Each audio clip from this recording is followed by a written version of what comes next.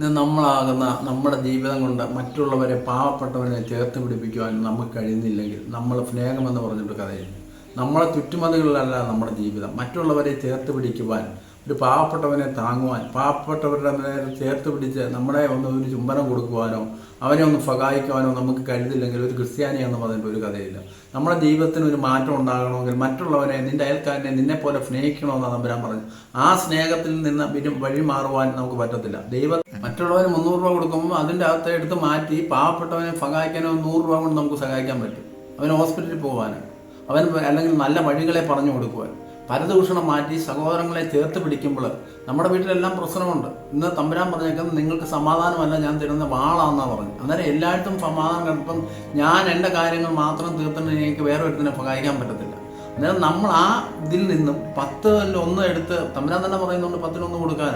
അതിൻ്റെ ഒരംശം വെച്ച് നമ്മൾ കൊടുത്തു കഴിഞ്ഞാൽ അതിലുണ്ടാകുന്ന ഒരു സന്തോഷം, ഒരു സമാധാനം, അത് വേറെ അവർക്ക് പറഞ്ഞു കൊടുക്കും. ഒരു പാവപ്പെട്ടവന് ഇത്തിരി പൈസ ഒരു ആഹാരത്തിനൊന്നും കൊടുത്ത് നമ്മൾ നേരം വെളുക്കോളം കിടന്ന് പ്രാർത്ഥിച്ചിട്ടല്ല കഥ.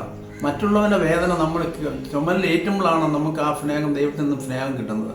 മാറോട് ചേർന്ന് പിടിക്കാൻ, അവരൊന്ന് കണ്ടിട്ടുണ്ടോ, അവരെ ഒന്ന് സ്നേഹിക്കാൻ നമ്മളെ കൊണ്ട് കഴിയുന്നുണ്ടോ? അത് സ്നേഹിക്കണം നമ്മൾ. ദൈവം തമ്പുരാൻ എന്താ പറഞ്ഞ്, കുഷ്ഠരോഗികളെ ചുംബിക്കുന്നതും കുഷ്ഠരോഗികളെ എടുത്തവനോ അപ്പോൾ തമ്പുരാൻ. അതുപോലെ മദർ തെരേസ കുഷ്ഠരോഗിയുടെ വൃന്ദത്തെ ചുംബിച്ചതാണ്. എന്നാൽ നമ്മൾ അങ്ങോട്ട് നോക്കണം. നമ്മൾ നോക്കേണ്ടത് ദൈവത്തിലോട്ടാണ് നോക്കേണ്ടത്. നമുക്ക് ചേർത്ത് പിടിക്കുവാൻ നമുക്ക് കഴിയണം. നമ്മൾ ചേർത്ത് പിടിച്ചില്ല എങ്കിൽ ദൈവത്തിൻ്റെ പരിശുദ്ധാത്മാവിനെ കാരണം നമ്മളെ നീട്ടുന്നത്. കർത്താവ് എന്താ പറഞ്ഞ്, ആർക്കെങ്കിലും ഒരു ഗ്ലാസ് വെള്ളം എൻ്റെ നാമത്തിൽ കൊടുക്കുന്നവർക്ക് സത്യമായിട്ട് ഞാൻ നിങ്ങൾക്ക് കൃപ കിട്ടിപ്പോയെന്നാണ് പറഞ്ഞത്. എന്നാൽ നമ്മൾ ചെയ്യേണ്ട കർത്താവിൻ്റെ പനിയിൽ നിൽക്കുമ്പോൾ പല കാര്യങ്ങളിൽ നിന്ന് ഉപാധികൾ പറയും. എൻ്റെ മക്കൾക്ക് കൊടുക്കാം, നിൻ്റെ മക്കൾക്ക് കൊടുക്കുന്നതിന് പോലും തന്നെ ആ റോഡ് ചാലിൽ കിടക്കുന്ന ഒരു കുഞ്ഞിനെ ചേർത്ത് പിടിക്കാൻ നമ്മളെയും കൊണ്ട് കഴിയുന്നില്ലെങ്കിൽ പിന്നെ നമ്മൾ ദൈവത്തെ വിളിച്ചെടുക്കുക. നേരം വെളുക്കോളം ബൈബിൾ വെച്ചിട്ട് ഒരു കഥയില്ല. നീ നിൻ്റെ അയൽക്കാരനെ സ്നേഹിക്കാൻ പറ്റുന്നില്ല എങ്കിൽ നമ്മൾ ദൈവത്തെ വിളിച്ചിട്ട് എന്താ മാർഗം?